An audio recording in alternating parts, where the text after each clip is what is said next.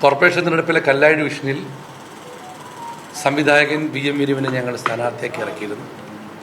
പക്ഷേ വോട്ടർ പട്ടികയിൽ പേരില്ല എന്നതുകൊണ്ടും ആ സാങ്കേതിക അദ്ദേഹത്തിന് മത്സരിക്കാൻ സാധിക്കില്ല.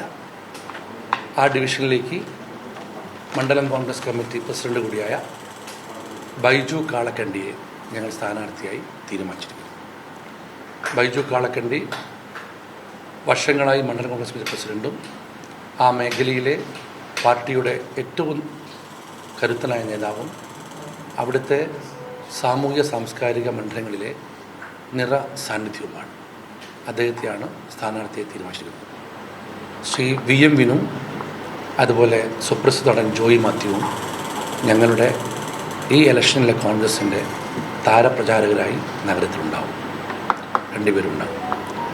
മാത്രമല്ല ഞങ്ങൾ VM വിനുവിനെ സ്ഥാനാർത്ഥിയാക്കി വെച്ചിരുന്നത് പ്രധാനപ്പെട്ട കാരണം UDF മാത്രമല്ല, കോഴിക്കോട് നഗരത്തിലെ പൊതുസമൂഹവും ഈ നഗരത്തിലെ ഭരണത്തിന് എതിരാണ്.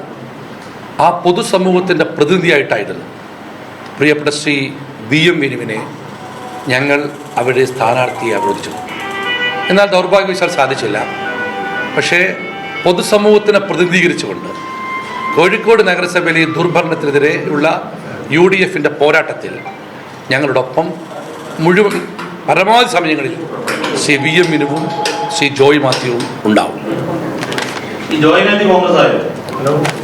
ഞാൻ പറഞ്ഞല്ലോ, പൊതുസമൂഹത്തിൻ്റെ പ്രതിനിധിയാണ്, കോൺഗ്രസ് ആവണമെന്നില്ലല്ലോ.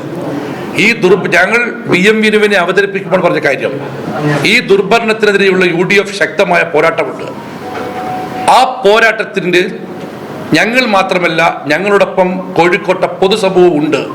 അതിൻ്റെ പ്രതിനിധിയായിട്ടാണ് VM വിനുവിനെ സ്ഥാനാർത്ഥികത പറഞ്ഞിരുന്നത്.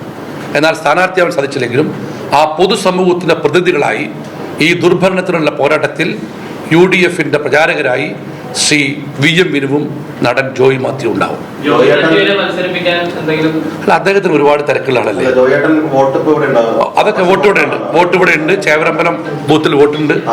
താമസം പാലാഴിയാണെങ്കിലും പേടിക്കണ്ട, മത്സരരംഗത്തിലില്ലല്ലോ, ആ സംഘത്തിലല്ലോ. ഇല്ല അതേതായാലും അല്ല